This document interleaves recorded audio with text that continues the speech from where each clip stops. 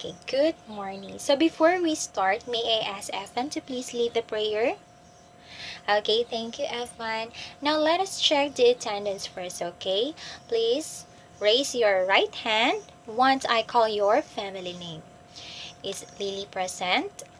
Garcia? Ortega? Okay, very good. It is nice to hear that all of you today are present, class. Now, let's have a short review about our lesson yesterday. So, anyone here from the class can recall or can remember about our lesson yesterday? Oh, yes. Lily? Very good. Our lesson yesterday was all about The Case of Amontillado. It is a short story written by Edgar Allan Poe. Now, let's have a short activity before we proceed to our new topic or to our new lesson. So, are you ready? Okay. So, here, I will dictate the sentence and you will going to arrange it in orderly to sequence event happen in this story. So class, it will test you how you really recall or you remember the story that we have discussed yesterday, okay? So number 1, meets Fortunato at the carnival. Number 2, Montresor puts on a mass of black silk and hurried Fortunato to his palazzo. Number 3, Montresor said he received a pipe of what passes for Amontillado. Number 4, Montresor says he is on his way to Lucio.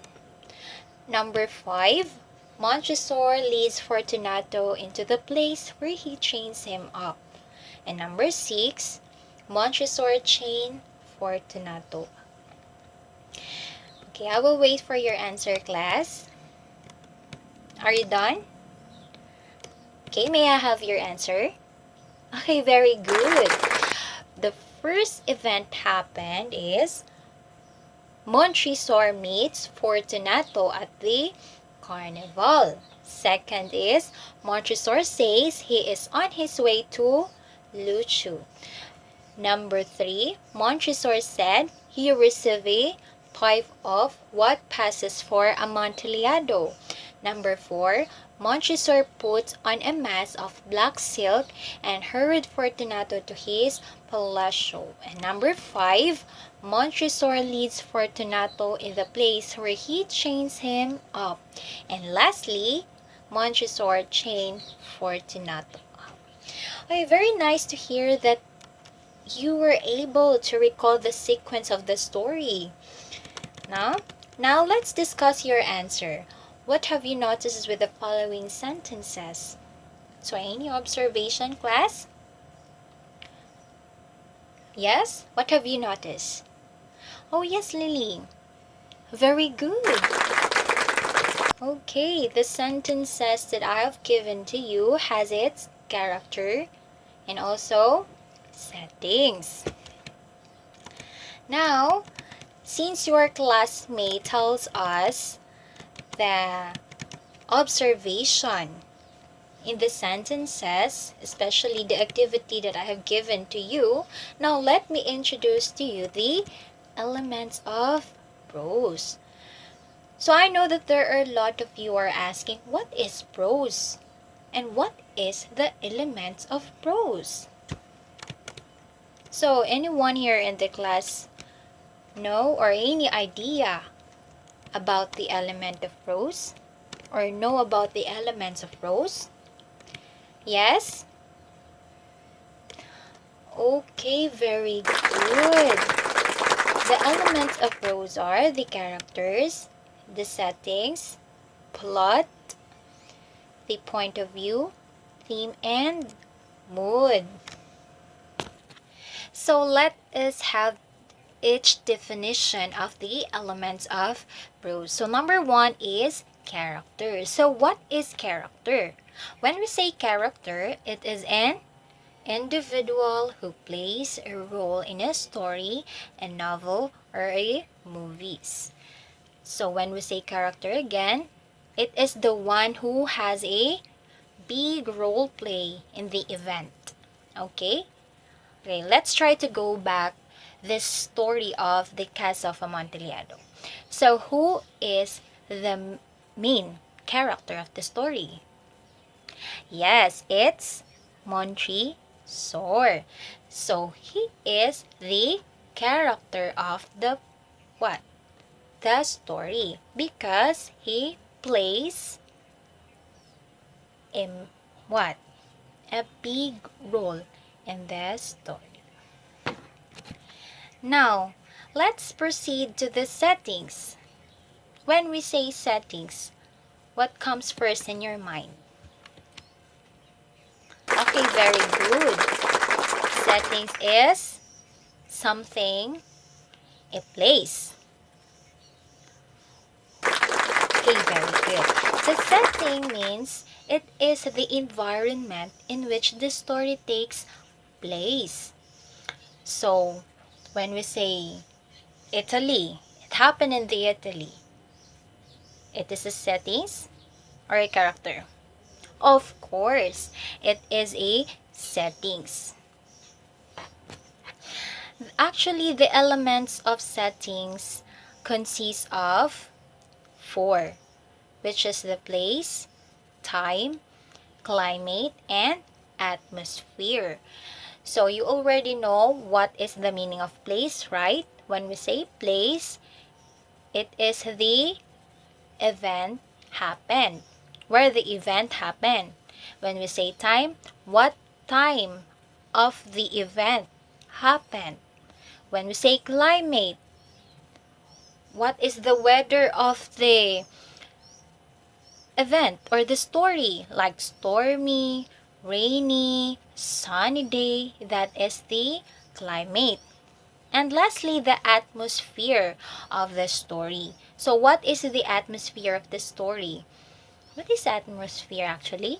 It is the mood of the story.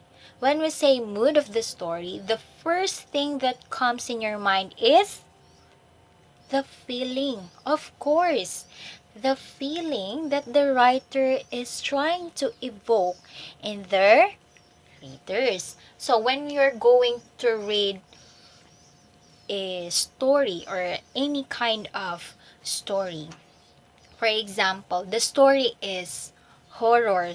So what is the feeling that the writer is trying to evoke in you?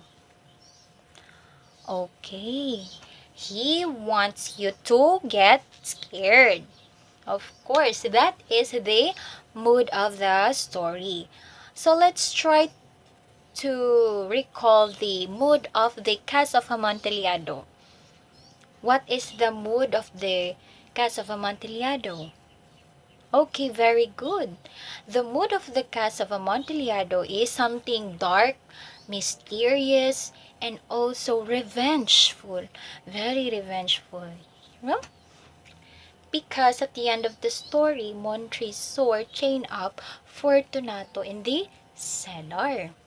And it is a kind of mysterious because we really don't know what will happen next, because all we know is Montresor and Fortunato were best friends, right? So, is it clear to you, class, what is the settings and also the elements of settings? Okay, let's proceed to the plot. So, what is plot? The plot is the sequence of events that takes place in the story. So again, when we say plot, it is the sequence. The sequences of events that take place in the story. So there are three sequences of events that take place in the story. The first is the rising action. Second one is the climax. And the last one is the resolution. So when we say rising action, when will it happen? When the story is going to, or is getting intense. So that is the rising action. When we say climax, when the problem is there, when you reach the problem, that is the climax. When we say resolution, of course, it is the ending. From the word itself, resolution. So the problem is already solved. So that is the sequence of events that take place in the story. So what is it? It's a plot. So what is the keyword there? The keyword, sequence of events. So is it clear to you, class, what is the meaning of plot? And what is the purpose of the plot in this story? Okay, now let's proceed to the point of view. So what is point of view? Is anyone here in the class? Now let's proceed to the next element of prose, which is the point of view. So when we say point of view, it is a position in relation to a story being told. So now, let us identify the 4 types of point of view. Actually, point of view has 4 types, which is the first person, and it could be the narrator of the story, using the I, mine, myself. Next is the third person, which is the omniscient, using the he and she. Next is the third limited, also using he and she. Next is second person, which is using you words, you. So let us give some example of a first person point of view. So any idea here from the class? Can you give an example? Yes? Just related to the story that I've given to you, which is the case of Amontillado. So what type of POV in this story? So I will give you a little bit line of the story here. The 1,000 injuries of Fortunato I had borne as I best could, but when he ventured upon insult, I vowed revenge. So what? Yes, it is a first person POV. Because why? Why we can say that it is a first person? Because of the I. Okay, always remember that when we say first person POV, it has a what? Keyword I, me, myself. But when we say third person omniscient and third person limited, he, she. But when we say second person, it's you. Okay? Okay. Now, before we proceed to the next element of prose, which is the theme, the last element of prose, any question, clarification regarding to the point of view, meaning? Okay, so no one. So let's jump to the theme, or one of the elements of prose. So when we say theme, what comes first in your mind? Any idea? Okay, no one? Okay, so let's define what is theme actually. What is the definition of themes, and what are the examples of a theme? So when we say theme, the central idea or ideas explored in the story. So let's try to go back the story of the cast of Amontillado again. While, while you are reading this story, what do you think is the theme of the story? What is the central idea of the narrator or the writer wants to tell you? Or what is the main idea of the character of the story? Okay, very good. Very good. It's about the revenge. Yes, it is a revenge. Since Montresor has the idea of what? Chaining Fortunato. So it is really easy for us to identify the theme of the story if we understand the story. Yes, it is really important for us to understand the story for us to know the theme of the story. Okay, do you get my point? Okay, very good. So now, since we already done from the discussing the different types of element of prose, I will give you a short activity again before we proceed to the quizzes that I'm going to give. Okay? So, I will give you 5 minutes for this short activities. Okay, I will show you a short story here in the screen and then identify the characters, the settings, the plot, the point of view, the theme, and the mood of the story. Okay? Okay.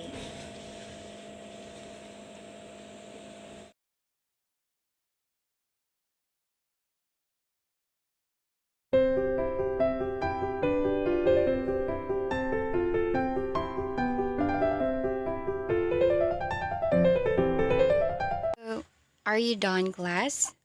So let's answer the short story. The characters are lion and boar. The settings, hot summer day. So it's a climate settings. Now let's proceed to the plot. The rising action is hot thirsty day of summer. A lion and a boar came down to a little spring at the same moment to drink. The climax, they were quarreling as to who should drink first. The resolution, they stop fighting because they realize the vulture is waiting for the both of them who will be died. Theme is Fight of Greedy Vultures. Now let's have a short quiz.